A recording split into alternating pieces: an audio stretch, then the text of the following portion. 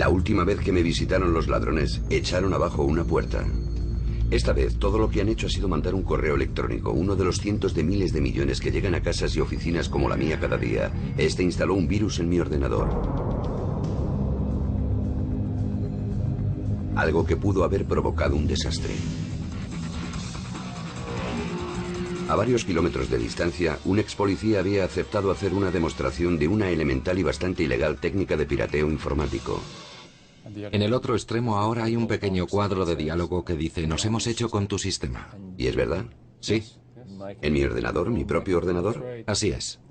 Entonces, si fueras un mal chico, ¿qué harías? Me metería y echaría una ojeada a lo que tienes en tus archivos. ¿De verdad? Desde luego. Rennie Hamel trabaja para la empresa financiera KPMG y se introduce en los servidores informáticos de sus clientes para demostrar su vulnerabilidad. Una tarea tristemente fácil. Mira esto. Ahí está. Este documento es tuyo. Y yo puedo modificarlo. Lo que he instalado es, en esencia, algo que me permite controlar tu ratón y tu teclado. ¿Ves ese punto rojo que hay ahí? Sí. Vale.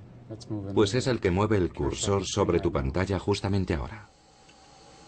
Un intruso invisible en una habitación vacía que puede explorar algo tan delicado como el archivo de un ministerio o tan privado como un diario, mediante tecnología que está al alcance de cualquiera. Pero, ¿es muy sofisticado el software o lo que sea que manejas? Quiero decir que si... Son programas de acceso libre que se encuentran en Internet, los que...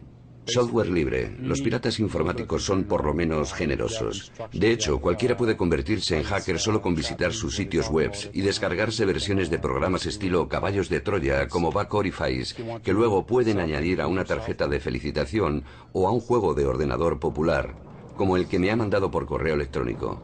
Es un programa divertido. Sí, es una especie de juego. Y mientras los estás utilizando, el virus se instala en segundo plano y tú quedas infectado.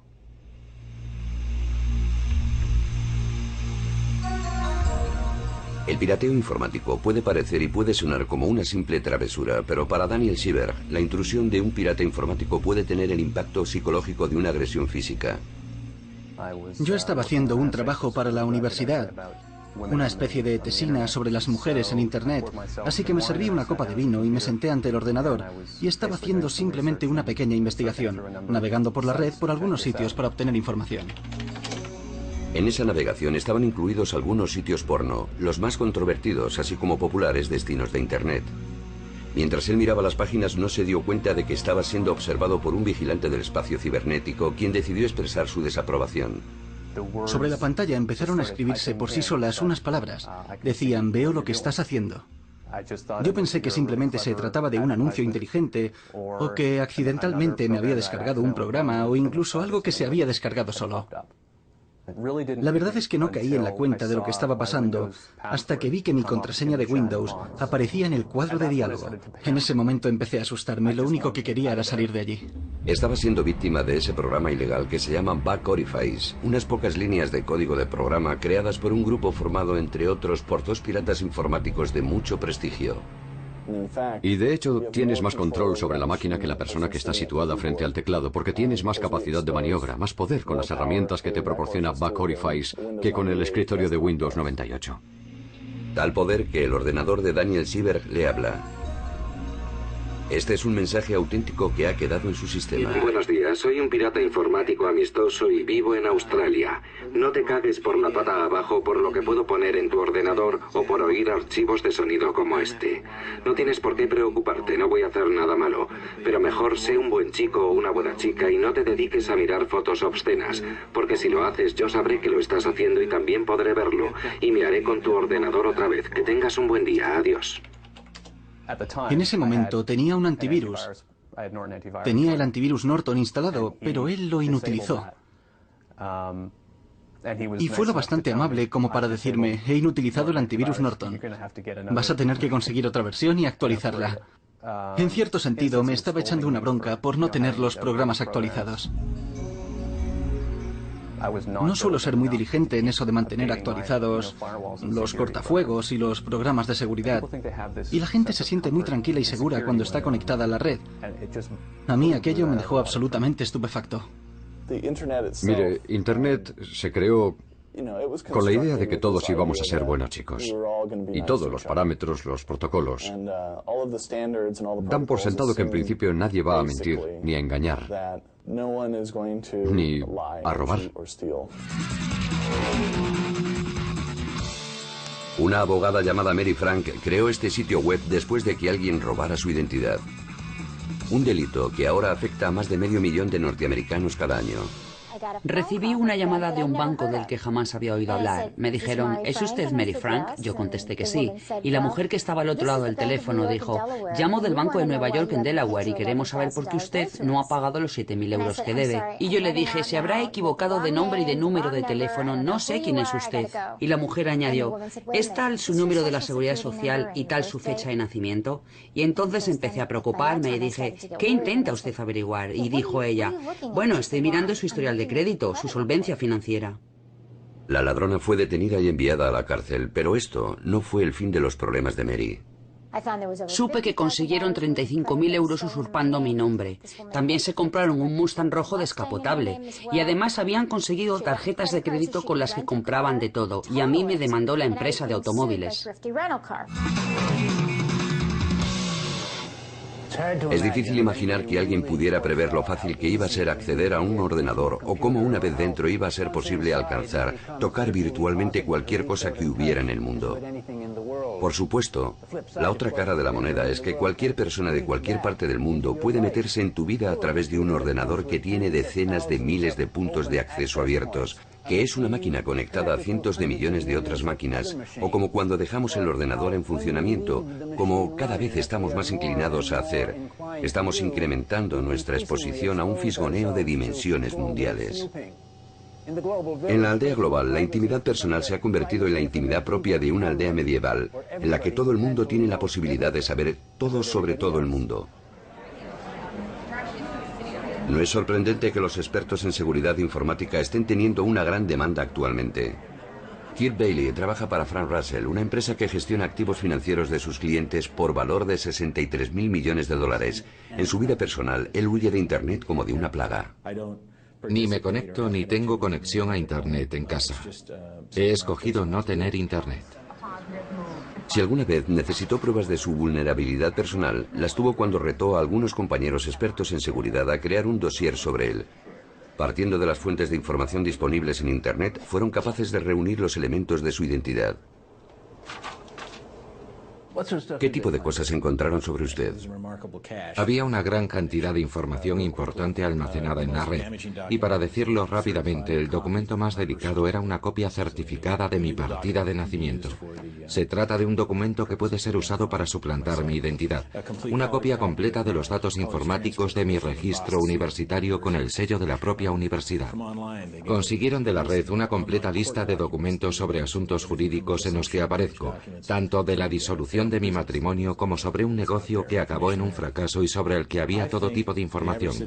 Creo que el ciudadano medio se quedaría asombrado si se diera cuenta de que su intimidad está protegida apenas por una capa de barniz. Cruce de caminos global. Es lo que ocurre cuando la más robusta red mundial se encuentra con el contenido más rico para conseguir que su negocio se expanda a todo el planeta. Las maquinarias de los medios de comunicación de masas y todos los vendedores de marketing han creado en el gran público la impresión de que es necesario estar en esto para tener éxito. Esa es la manera de llegar a ser rico. Todo tu futuro está basado en esto. Hay una preocupación casi angustiosa derivada de no estar allí y, por el contrario, un canto a los placeres que proporciona el estar allí. No hay garantías de que la tecnología sea segura. Y eso es así. El establecer los vínculos entre la seguridad y el delito cibernético ha sido el trabajo al que se han dedicado a tiempo completo especialistas como Richard Power, del Instituto de Seguridad Informática de San Francisco. Él ha escrito un libro sobre los últimos delitos cometidos contra los ordenadores, incluyendo un asalto al gigante Citibank. Nadie quiere hablar sobre el asunto del Citibank porque los banqueros no quieren que la gente crea que puede haber problemas con la banca online. Y en Internet, las empresas.com No quieren que la gente se preocupe por las consecuencias del delito informático, pero son cosas que están ahí.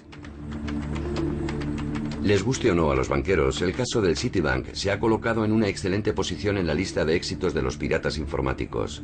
Y Vladimir Levin ha entrado en la historia de la piratería informática como el primer ladrón de bancos de la era digital. Levin se hizo con $10 millones sin salir de su piso de San Petersburgo, en Rusia. Usó su ordenador y la red internacional de telecomunicaciones para acceder a cuentas del Citibank de todo el mundo. Fue un hecho que ocurrió en un momento de la evolución de estas cosas que ni siquiera se puede decir que fuera un delito de Internet. Fue simplemente una forma de aprovechar el teléfono. Se trataba de hacer llamadas telefónicas para hacer transacciones con la cuenta del banco, y esos sistemas se vieron en una situación comprometida ya antes de que existiera Internet. Me da la impresión de que en Internet ese tipo de actividad es aún más sencilla, no más complicada. Estos son números de tarjetas de crédito. El año pasado miles de ellos fueron hallados en el sitio web de un pirata informático conocido como Curador. Estaba claro que habían sido robados, pero parecía que el ladrón no los había utilizado. Solo los exhibía como una especie de broma de piratas. Pero aquí, en el Centro para la Protección de las Infraestructuras Nacionales del FBI en Washington, no se rieron. Lo único que querían era saber lo antes posible de qué maldades era capaz Curador. Curador era alguien capaz de introducirse ilegalmente en los sistemas y apoderarse, creo recordar, de aproximadamente 26.000 números de tarjetas de crédito. Es desde luego un crimen importante y él lo cometió en muchos países diferentes. Curador arrojó una sombra sobre la seguridad del comercio electrónico y amenazó la supervivencia de un montón de empresas, como una en el estado de Nueva York llamada Salesgate. Su propietario es Chris Keller. Mi primera reacción fue pensar, es ridículo, esto es imposible. Habíamos tomado ciertas medidas pensadas para evitar que ocurrieran este tipo de cosas. Pero ocurren. Hicimos una comprobación de los registros de nuestros servidores y nos dimos cuenta de que se había producido un incidente que nos había pasado desapercibido. Enseguida buscamos a través de la red a un individuo en concreto y con la ayuda de un grupo de seguridad de Canadá descubrimos uno de sus sitios web. Chris Davis fue el asesor de seguridad informática con un pasado de hacker que desde Ottawa, en Canadá, empezó a seguir la pista al chulito de Curador de manera independiente. Estaba muy orgulloso de lo que hacía. Entre los piratas informáticos su forma de actuar está considerada como una de esas cosas para las que no se necesita tener muchas habilidades. Lo consideramos algo casi pensado por un niño. Se trata solamente de descargar una aplicación de Internet y ejecutarla. La aplicación es la que se encarga de todo. Curador estaba fanfarroneando sobre lo que había conseguido ante cualquiera que quisiera escucharlo. Noticias de radio por Internet. Me llamo Brian. Una de las personas que estaba escuchando era Chris Davis, gracias a Internet. Curador dice que le gusta compararse a sí mismo con el carácter principal de la película El Santo. Digamos que son mis delirios de grandeza a pantalla completa. Es posible que varias fuerzas de seguridad de varios países le estén siguiendo la pista. No me preocupa nada. La policía no sería capaz de abrirse paso para escapar de una bolsa de papel. Pero Davis le localizó siguiendo la pista de las huellas electrónicas que había ido dejando por todo el mundo sin abandonar su terminal informático. Le pilló y se lo comunicó al FBI. Ese fanfarroneo fue lo que me enganchó. Yo solo quería decirle, vale, mira, la verdad es que no eres bueno, no eres tan bueno como tú crees que eres. Lo sé, lo supongo. Creo que tengo una idea bastante completa de cómo lo haces. Observando los registros, fui capaz de hacer un seguimiento a través del proveedor de servicios de Internet que el intruso estaba usando en el Reino Unido. El cuartel general del villano Curador resultó ser un dormitorio en una zona rural de Gales, repleto de ordenadores rotos y de libros sobre la nueva era, latas de refrescos y ceniceros. Y un aparato de televisión en el que 2 veces al día un aburrido adolescente satisfaría su adicción revisando una y otra vez la serie sobre espías de los años 60 llamada El Santo. Curador es Rafael Gray, un chaval de 18 años.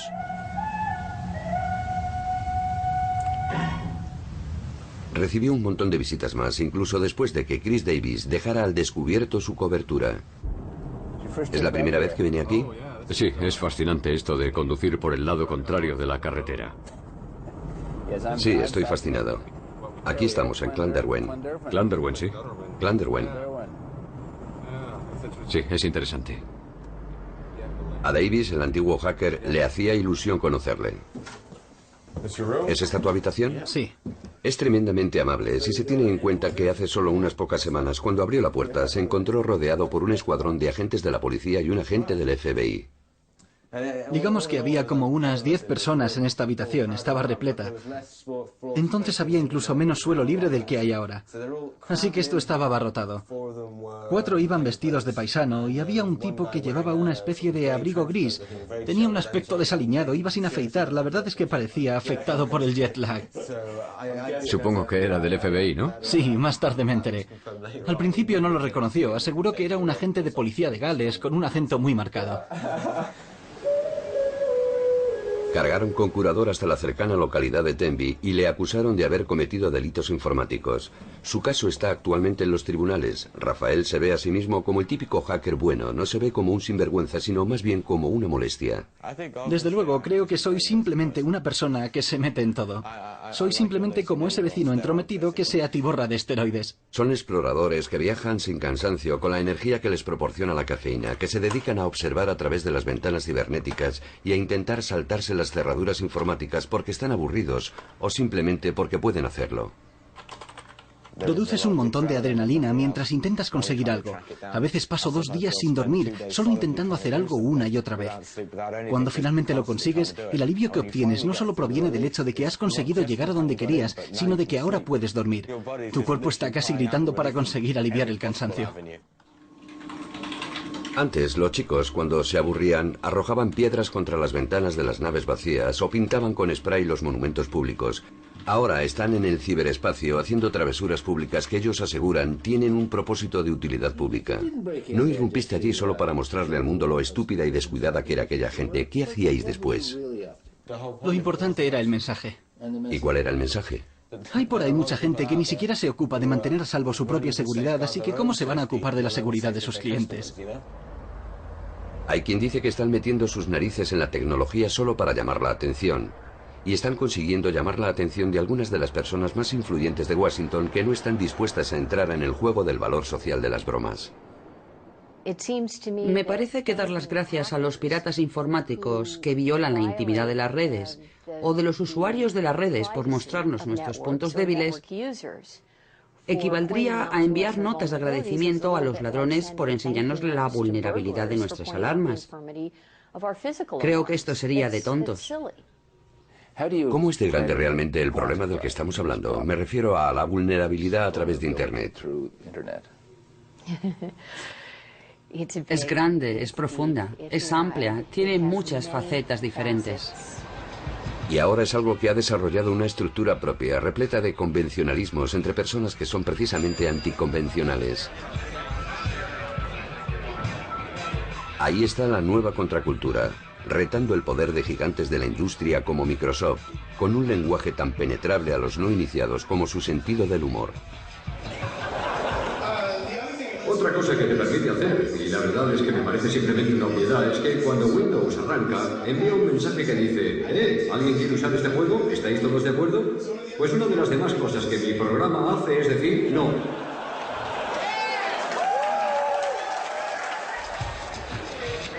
¿Pero son realmente delincuentes? Sus intereses parecen estar evolucionando desde el hardware y los sofisticados códigos de los programas a tal vez otro tipo de códigos. Tenemos que crear un código ético para la red que se sustente en las leyes. Robert Steele estuvo trabajando para la CIA. Actualmente es un especialista en seguridad y los hackers le pidieron que les diera una charla sobre un código ético. ¿Por qué es importante que haya un código ético? La ética trata de contribuir al bien común.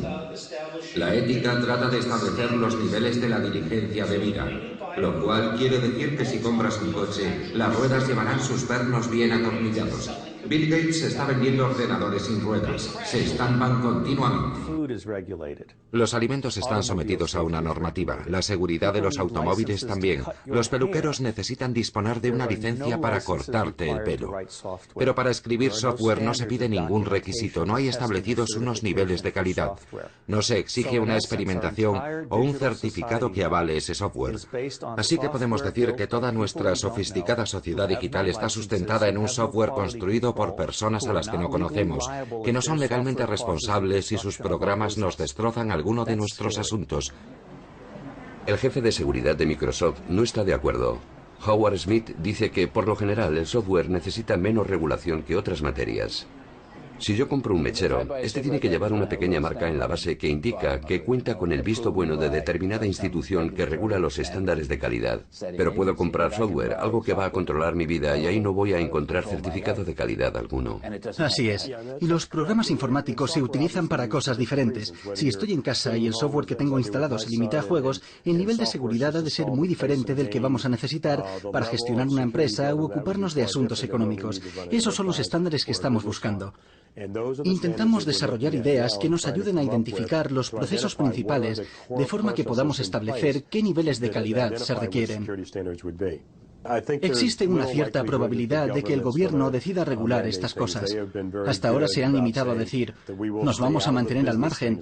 Dejemos que sea el mercado el que se encargue de esto, siempre que no comprometa la seguridad nacional ni la estructura económica del país.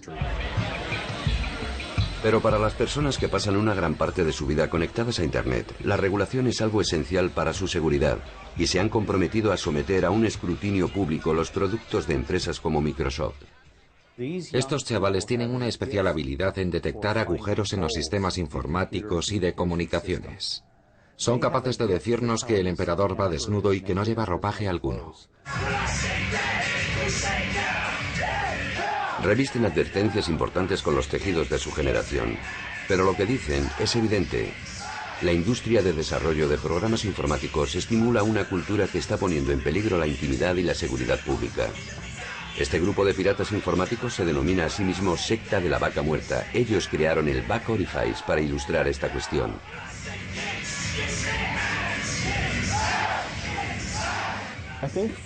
Lo que nos llevó a desarrollar Back Orifice fue que Microsoft tenía el sistema operativo más popular, pues está instalado en el 90% de los ordenadores de todo el mundo, o al menos de los ordenadores personales, y sus usuarios estaban siendo animados, casi urgidos a coger sus ordenadores y a enchufarlos a Internet. Lamentablemente, al hacerlo, estas personas quedan completamente expuestas a ataques de varios tipos.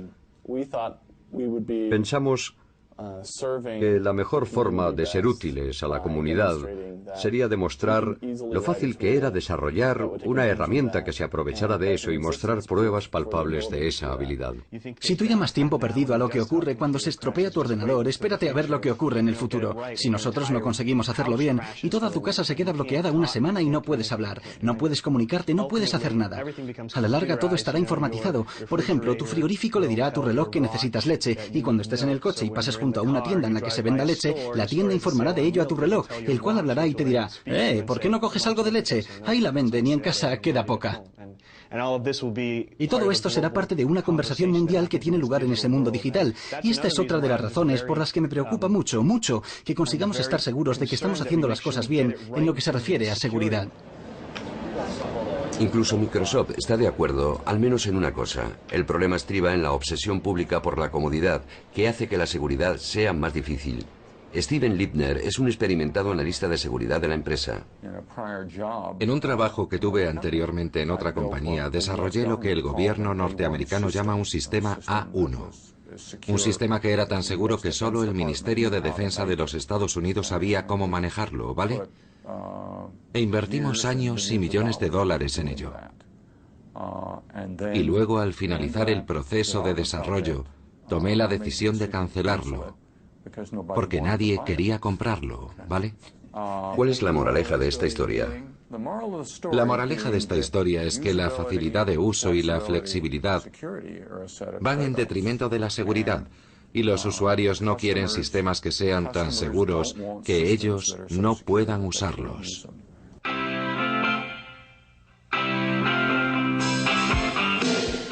Gracias a todo esto, un ordenador se ha convertido en algo absolutamente fácil de usar. Un anuncio de Microsoft celebra la virtud de la simplicidad. Desgraciadamente, no todos los usuarios son tan virtuosos como Microsoft desearía. Y el año pasado, cuando la policía tenía ya cercados a los estudiantes filipinos sospechosos de haber creado el virus I Love You, se dieron cuenta de que no había ninguna ley que permitiera que fueran detenidos. Tanto los parlamentarios británicos como el Pentágono, la Casa Blanca y el FBI han tenido que responder a las noticias sobre el virus I Love You. Bueno, déjenme decir antes que nada que nosotros no amamos al virus del amor. Se estima que el virus afectó a 45 millones de ordenadores y costó cientos de miles de millones de dólares. llegó a ser una epidemia a causa de una de las debilidades que tiene otro producto de Microsoft. Damos por sentado que debes tener cuidado cuando recibes un archivo adjunto. Pensar de dónde viene. Pensar, corro un riesgo si hago clic en esto. ¿Vale la pena abrir esta hoja de cálculo si ello va a hacer saltar mi ordenador? Me explico. Si vas en tu coche y todos los días se te cala y no hay manera de evitarlo, supongo que te enfadarías mucho y te irritarías con el fabricante de automóviles que no es capaz de poner los mecanismos para evitar que eso suceda. Y así es como estamos siendo testigos del surgimiento de una poderosa actividad. Los piratas informáticos se dedican a descubrir las debilidades de los sistemas comerciales, debilidades que descubren con una desconcertante facilidad y a menudo ilustran con travesuras cibernéticas. Y los fabricantes de software intentan mantenerse al mismo ritmo que los hackers y sus descubrimientos, y desarrollan soluciones que reveladoramente llaman parches para que sus usuarios los instalen con facilidad. Tenemos algunas vulnerabilidades y estamos haciendo progresos en ese sentido a través de nuestros procesos de desarrollo, mediante algunas de las herramientas que utilizamos durante ese desarrollo. Pero para un vendedor, lo importante cuando las vulnerabilidades quedan al descubierto es cómo reaccionar, y nosotros no las ocultamos. No intentamos negar que existan, reconocemos que es así, y lo solucionamos lo más rápido que podemos. ¿Pero se acuerdan ustedes de Curador? Él se hizo con todos esos números de tarjetas de crédito gracias a un agujero existente en uno de los populares programas de Microsoft. Microsoft sabía que este problema existía y llegó a poner un aviso en su sitio web ofreciendo un parche para arreglarlo. Una de las víctimas, Chris Keller, dice que el parche no era lo suficientemente bueno. Me da la impresión de que Microsoft no hizo un trabajo suficientemente bueno a la hora de avisar a sus usuarios de que había un fallo. Aseguraron que estaban intentando arreglarlo, pero creo que no hicieron lo suficiente a raíz de la intrusión del hacker para poner sobre aviso a las grandes compañías de lo que estaba ocurriendo. Ustedes crean parches, pero las personas normales no se enteran de que existen y claro está, no los instalan. Eso es algo que nos preocupa mucho y la verdad es que me da mucha rabia que alguien resulte perjudicado por una vulnerabilidad para la que nosotros ya hemos encontrado una solución. Esto ilustra el problema. Estos son sitios web asaltados por piratas informáticos en solo 2 semanas el pasado mes de noviembre, cuando la propia Microsoft hizo la lista. Un hacker holandés llamado Dimitri burló al gigante del software en su propio sitio web, y aunque él quiera ahora mantenerse en segundo plano, ha permitido que un intermediario nos explique cómo irrumpió en los servidores de Microsoft. Lo hizo aprovechándose de un fallo del sistema, un fallo para el que la empresa ya había ideado un parche, pero que no se sabe por qué olvidó utilizarlo en sus propios ordenadores. Jerry Mansour, el amigo de Dimitri, nos explicó cómo el mismo hacker avisó a Microsoft de la existencia de este problema después de efectuar su primera intrusión. Cuando vio que ellos no ponían remedio a la situación, decidió darles una lección. Cuando se introdujo en el primer servidor se lo dijo a Microsoft y pasadas varias semanas se dio cuenta de que había otro servidor al que podía acceder libremente. Y eso es algo raro, porque lo normal es que si ves que alguien ha accedido a tus ordenadores, te dediques a ocuparte de tu seguridad. Microsoft no lo hizo y una semana después, él volvió a introducirse en sus servidores nuevamente. Jerry asegura que se abrieron paso hacia los servidores a través del más moderno paquete de software de Microsoft, el sistema operativo Windows 2000, un sistema diseñado con un énfasis en la seguridad sin precedentes. La seguridad fue el argumento que proporcionó un éxito clamoroso a este producto. Si se descubría una vulnerabilidad en la seguridad del producto, el equipo de desarrollo pararía su lanzamiento o lo retrasaría hasta que lo hubieran resuelto. Richard Power, del Instituto de Seguridad Informática, se muestra bastante escéptico en relación con la tesis del éxito clamoroso de la seguridad. Mi pregunta es, ¿podemos estar tranquilos tras oír las garantías que ellos están dando ahora? Bueno, esa es una pregunta envenenada. Ya sabe que el sistema operativo Windows NT apareció hace unos años. Se anunció como un sistema operativo seguro. Y los hackers se cebaron en él y enseguida recogieron los frutos, y ahora se sabe que el sistema operativo Windows NT tiene cientos de vulnerabilidades. Incluso los hackers hacen bromas entre ellos con el tema. Dicen que NT son las siglas de buen intento. Como si Microsoft no hubiera sufrido ya suficiente gracias a Dimitri, el mismo Jerry Mansour lanzó un ataque contra varias de las grandes empresas financieras de Norteamérica que trabajan a través de Internet, incluidas la bolsa de valores Nasdaq y las empresas .com, CBS Market Watch y Big Charts. Podía haber causado daños graves como alterar los precios, pero lo que pretendía era mostrar la facilidad con la que se podía acceder. Tardé solo 5 minutos en introducirme en esos sitios. ¿Y cómo consiguió hacerlo?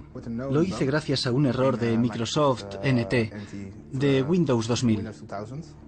Escribió a las empresas que habían sido sus objetivos hablándoles de los daños que les podía acarrear el agujero que había en sus sistemas. Dediqué 20 minutos a enviar correos a todas las empresas explicándoles lo que había hecho y cómo ellos podían evitar que volviera a ocurrir.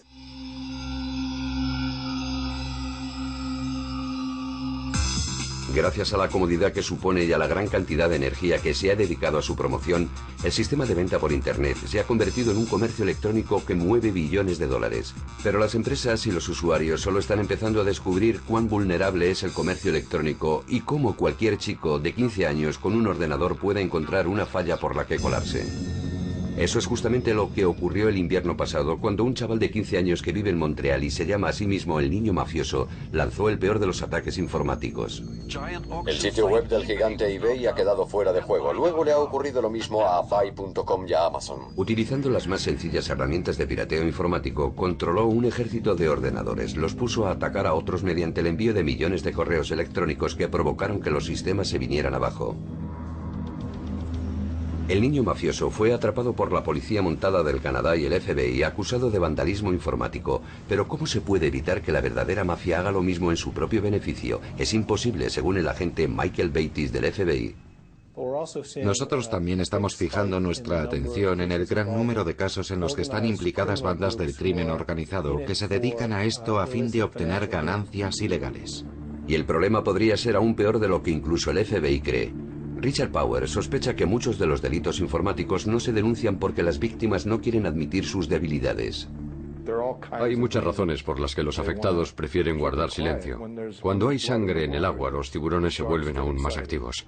Y hay todo tipo de tiburones por ahí, no hablamos solo del típico hacker. También están los abogados expertos en demandas por responsabilidad civil, los inspectores del gobierno, los accionistas, los que quieren quedarse con la empresa, las personas que pretenden hacer una OPA hostil, así que hay muchas razones para no llamar la atención sobre las propias vulnerabilidades en el ciberespacio. Es cierto que hay muchos delitos informáticos que no son objeto de denuncia, pero creo que hay muchas razones para que sea así. Primero, no estoy segura de que muchos de esos crímenes siempre sean detectados, y el problema tecnológico es mayor de lo que parece, y no hay duda de que a algunas víctimas les preocupa la desventaja en la competitividad. La Norteamérica empresarial busca sus propios recursos para combatir un problema poniendo orden en el poder de la informática y en sistemas tradicionales como los espías, a fin de llevar la ley a esa nueva frontera salvaje que es el ciberespacio. James Adams, director gerente de iDefense, cree que es una tarea demasiado grande y demasiado compleja para el gobierno. Su empresa bien puede ser un prototipo o una agencia privada de espionaje para el ciberespacio. Usted y yo podemos ir a cualquier tienda local de informática y adquirir lo que es sin duda un arma inmensamente poderosa. Un arma diferente, que es lo que es un ordenador. Y podemos cargar ese arma con munición muy potente, que son los programas de pirateo que se pueden bajar de la red. Y podemos disparar con esas armas tanto como queramos. Pero somos simplemente usted y yo quienes vamos a la tienda a comprar lo último en tecnología. Históricamente ha sido el gobierno el que ha invertido en los dispositivos más nuevos y en esas cosas. Ha sido el gobierno el que ha estado utilizando esas innovaciones, el que ha tenido el acceso y el control del uso de esa tecnología. Ahora somos usted y yo los que tenemos el control. Se trata de un cambio enorme. Y el gobierno no dispone de las herramientas necesarias para hacer frente a ese cambio.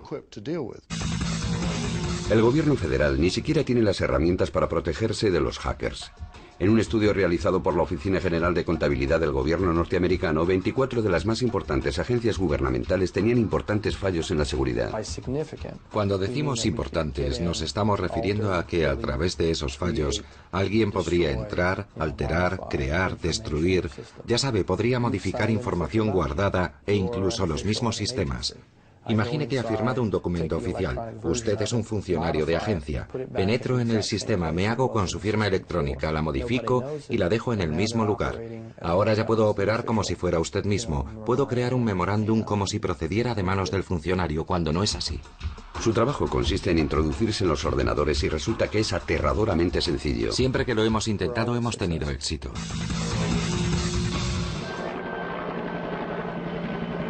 Incluso el ejército norteamericano se siente inseguro y está haciendo ajustes para enfrentarse a los nuevos retos de la seguridad. ¿Recuerdan el ataque contra el comercio electrónico que efectuó el niño mafioso?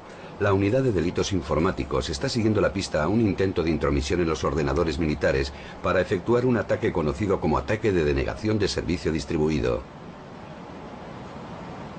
El agente especial James Smith explica cómo un hacker no identificado planeaba lanzar su ataque masivo por medio de unos fácilmente disponibles programas conocidos como caballos de Troya. Para el hacker es muy fácil instalarlo. El trabajo consiste en tareas que se hacen de manera automática. Él puede hacer un escaneo para detectar vulnerabilidades con el fin de encontrar ordenadores en los que pueda instalar su troyano. Y mediante una clave puede hacer que todos esos ordenadores que él ha infectado lancen el ataque. El ejército es un objetivo muy popular entre los hackers. Algunos lo hacen solo para vivir emociones fuertes, pero otros tienen intenciones más siniestras. Nosotros hemos tenido unos 2 incidentes graves que, si hubieran alcanzado sus objetivos, podrían haber paralizado absolutamente a todo el ejército. El mayor de mis temores es que el nivel de vulnerabilidad es aún tan alto que seguimos estando expuestos a un ataque destructor a gran escala contra las redes de ordenadores que mantienen en marcha sistemas vitales.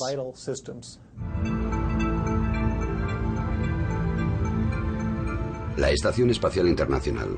Se calcula que cuando esté terminada habrá costado unos 100.000 millones de dólares. Un laboratorio con un alucinante conjunto de sistemas electrónicos, todos ellos controlados por 52 ordenadores.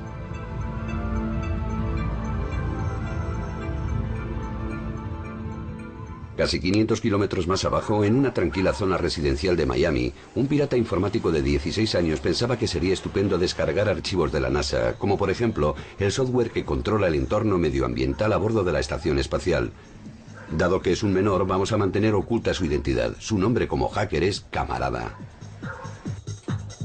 También se introdujo en los ordenadores de un departamento que tiene como misión hacer un seguimiento de las amenazas graves contra la seguridad. Sientes el poder que tienes en la punta de los dedos. Puedes controlar todos esos ordenadores del gobierno, del ejército, de grandes empresas, y eso es poder. Es como una pastilla de poder. Un juez de Florida impuso a Camarada una sentencia de 6 meses de arresto domiciliario por su trastada.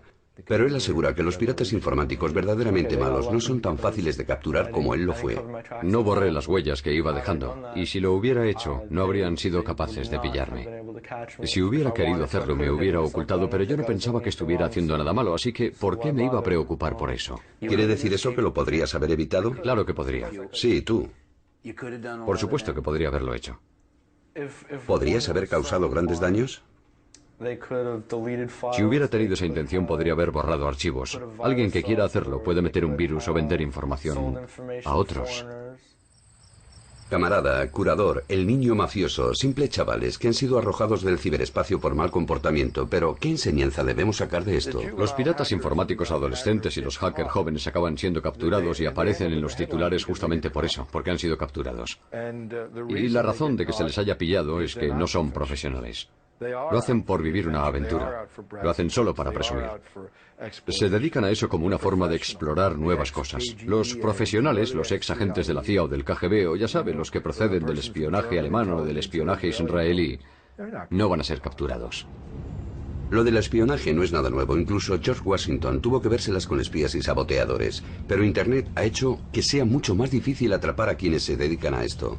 Unos alumnos ya graduados se dedican a los juegos de guerra, una respuesta de emergencia a una crisis virtual provocada por un pirata informático con malas intenciones. FBI, Four Corners, Utah, 9 de la mañana, hora de la costa del Pacífico. Los principales transformadores eléctricos de las 4 plantas generadoras han sufrido fallos catastróficos. El índice Nikkei ha experimentado una fuerte caída a la apertura de las transacciones en la mañana del día 26, provocando... En esta situación imaginaria, unos terroristas informáticos han lanzado un ataque internacional entre cuyos objetivos están ciertas instalaciones norteamericanas como las centrales generadoras de energía eléctrica. Muchos de los que participan tienen altos cargos en la administración o en las Fuerzas Armadas. El líder del grupo es Jim Christie, un especialista en información militar del Departamento de Defensa. Por ahora solo se trata de un juego, pero los motivos son reales. Montamos esta situación con generales, almirantes y directores gerentes de las grandes empresas. Todo el mundo tiene una visión del mundo desde su propia perspectiva, así que tuvimos un montón de puntos de vista diferentes. Los militares querían que hubiera acción, querían contraatacar, pero no sabían cómo hacerlo. Y los altos cargos del gobierno también querían hacer algo, pero no estaban seguros de qué hacer o de quién tenía que hacerlo. Y a su vez, los chicos del sector privado decían una y otra vez: son nuestras infraestructuras, no queremos que el gobierno tenga nada que ver. Es mi infraestructura la que está siendo atacada. No queremos que el gobierno federal se meta en esto. Nosotros nos encargaremos de este asunto, nosotros lo manejaremos. Es cosa nuestra. FBI, Leesburg, Virginia. Los ordenadores principales del control del tráfico aéreo que se ocupan de la zona atlántica central han estado caídos durante unas 2 horas. Las consecuencias de un ataque serio contra la web son, en este caso, tan solo proyecciones, pero basadas en cálculos reales efectuados por los militares utilizando servicios verdaderos que son vitales para Estados Unidos. Como el Pentágono demostró en un ejercicio que montó no hace mucho tiempo, es posible y fácil, la verdad, asaltar informáticamente las redes de suministro eléctrico de las 12 ciudades más grandes de los Estados Unidos, así como el sistema de emergencia del teléfono 911 y cargárselos con un simple clic. El director del FBI ha informado al presidente de que las centralitas de Manhattan y la cámara de compensación han sido inutilizadas por bombas de impulsos eléctricos. Creo que todas y cada una de estas situaciones se pueden producir en la realidad. Una nueva generación de norteamericanos se prepara para representar los papeles principales en un nuevo tipo de conflicto en el que el enemigo es tan solo un fantasma, tal vez un adolescente huraño, tal vez un terrorista. Porque tal vez nunca puedas demostrar quién es. Están los vándalos, está el crimen organizado, está el espionaje económico. Están los 30 países que tienen unos muy agresivos programas de guerra informática ofensiva. India es un nuevo jugador en este partido. Y China. Ellos mismos han reconocido que no pueden equipararse a los Estados Unidos de la manera convencional. Nunca serán capaces de superar a los Estados Unidos en transportes blindados, tanques, misiles, cañones y cosas así, pero ellos pueden hacerlo bien en lo que se refiere a la guerra basada en la tecnología informática porque saben lo vulnerables que son los Estados Unidos y lo que ellos pueden hacer utilizando los mecanismos más adecuados. Y esto posiblemente haría que el terrorismo, como los ataques suicidas contra el USS Cole del pasado mes de octubre en Yemen, fuesen menos arriesgados para los terroristas mismos. Los países y las organizaciones terroristas tradicionales aún no han adoptado de verdad estas teorías. Dado que su liderazgo no se ha alimentado de esta nueva tecnología, ellos seguirán haciendo explotar cosas con C4. Cuando la nueva generación de líderes de las organizaciones terroristas y de ciertos países estén en disposición de poder actuar sobre cosas tangibles, creo que nos daremos cuenta de que es posible que nos vaya a ocurrir a nosotros. Jim Christie cree que es inevitable. Lo es. Quiero decir que el anonimato es una ventaja en este proceso. No tienes que sacrificarte como hicieron en Yemen. No tienes que sacrificar la vida de 2 personas. Puedes hacerlo a distancia y tal vez hacer lo mismo, hacer que tenga los mismos efectos. Y ahora esto se hace más real. A las 18 horas, un asesor de seguridad nacional comunicó a la CIA y al FBI que el presidente quería que aumentaran su grado de cooperación para responder a la creciente crisis nacional e internacional. Han sido detectados esfuerzos por penetrar en los sistemas informáticos y de control de las infraestructuras de Japón. Es el tipo de acto terrorista del que se alimentan las pesadillas de los expertos en seguridad. En 1995 aún era pronto para vincular un acto terrorista, como los ataques con gas sarín en el metro de Tokio efectuados por los miembros de una secta, a la guerra basada en la tecnología informática. Pero ahora esta conexión es evidente. Pusieron mucho interés en intentar introducirse en las empresas japonesas y en otras instituciones de todo el mundo para hacerse con tecnología. Querían tecnología láser, por ejemplo, porque querían construir sus propias armas láser. Y de hecho lo consiguieron. Reclutaron a ingenieros de sistemas, a científicos y a jóvenes brillantes que tenían las habilidades que ellos querían. La secta llevaba el nombre de Aum Shinrikyo. Era una sofisticada secta apocalíptica con un responsable de inteligencia dedicado a robar secretos de alta tecnología de empresas y centros de investigación norteamericanos y japoneses. Y resulta que una organización controlada por la secta Aum fue la que se hizo con la licitación para desarrollar el software para los japoneses. Concretamente para 90 empresas gubernamentales japonesas, entre las que están incluidas instituciones como la policía y ciertos sectores del Ministerio de Defensa. Y un día, literalmente, tan solo un día antes de que se empezara a utilizar este software, alguien sumó 2 y 2 e hizo sonar las alarmas. Dijo, un momento.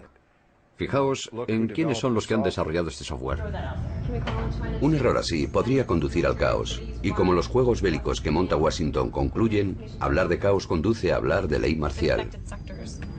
Hasta que se producen los ataques cibernéticos, la ley marcial es muy útil para mantener a la gente fuera de las calles. El problema es que los atacantes van a estar en sus propios dormitorios provocando más ataques, así que no veo que la ley marcial vaya a tener mucha efectividad. No entiendo de qué manera la ley marcial va a contribuir a aumentar la seguridad informática. Si hay grupos de terroristas en el país, ¿quién sabe lo que pueden hacer? En un par de días puede que atenten contra unos trenes, puede que saboteen los suministros de agua, así que creo que es justo que se declare la ley marcial, que se paralice todo y que se trate el problema a fondo. Decís que vais a desmontar Internet. Desmontémoslo, dejemos a todo el mundo incomunicado. ¿Cree que van a poder volar los aviones? Estamos en guerra. No sabemos con quién estamos en guerra, pero estamos en guerra. Y vamos a utilizar todo lo que tengamos a nuestra disposición. Y vamos a... no sé. De lo que se trata es de que estamos redefiniendo la palabra guerra. Tecnología de la información, redefinición de la palabra guerra, prosperidad y paz. Tal vez incluso libertad, algo que trae consigo nuevas exigencias de control gubernamental. Nuestro deber es proteger las infraestructuras que están en peligro y la solución se compone fundamentalmente de 3 partes. Primeramente, el gobierno tiene que legislar las condiciones de la diligencia debida. El software tiene que cumplir ciertas normas de seguridad, de estabilidad, de fiabilidad y transparencia. En segundo lugar, el gobierno tiene que comprobar y certificar el software como un bien que afecta a los intereses de la comunidad. El software tiene que tener la garantía emitida por el gobierno de que alcanza las calidades requeridas. En tercer lugar, y el más importante, es que los propietarios de los ordenadores deben también tener un comportamiento responsable. No se puede tener un ordenador interconectado globalmente sin tener cortafuegos. No se pueden enviar documentos sin encriptación ni otro tipo de protección y esperar que sigan siendo privados. Así que nosotros, los usuarios, tenemos que ser responsables. Pero nuestra responsabilidad, aunque sea lo más importante, es solo un tercer paso. Los primeros 2 pasos tienen que ser dados por el gobierno y por el sector privado.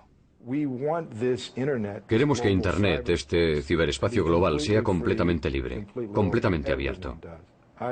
Todos así lo queremos. Yo también. Pero también queremos poder llevar a cabo nuestros negocios a través de él y queremos poder estar tranquilos y que nuestros hijos puedan aprender y entretenerse en Internet. Estas actividades requieren que haya leyes, requieren que se alcancen acuerdos internacionales, responsabilidad, tanto colectivas como individuales. Así que tenemos un largo camino que recorrer antes que el ciberespacio sea un lugar tan seguro como, digamos, las carreteras. Y como todos sabemos muy bien, las carreteras tampoco son seguras. Estas infraestructuras, estos servicios que damos por hecho, son en esencia inseguros. Lo seguirán siendo hasta que la seguridad se ponga al nivel de la tecnología. La seguridad informática es muy cara. Cuesta mucho dinero y requiere del trabajo de muchas personas técnicamente preparadas. Y como ustedes saben, todos nosotros, tanto el gobierno como la industria, estamos compitiendo por contar con las mismas personas. Para el gobierno es difícil contratar al personal suficiente y garantizar la seguridad de las redes. Encontrar a personas que trabajen en la seguridad de las redes quizás no sea tan difícil como piensan los burócratas. El pasado julio en Las Vegas hubo 6.000 posibilidades en la 8ª convención anual de DEF CON, el principal evento en el calendario de cualquier pirata informático. Entre aquella multitud había cazatalentos de la industria y del gobierno, incluyendo la CIA. Es un lugar en el que se puede crear relaciones con otras personas, probar nuevas tecnologías y tantearse unos a otros.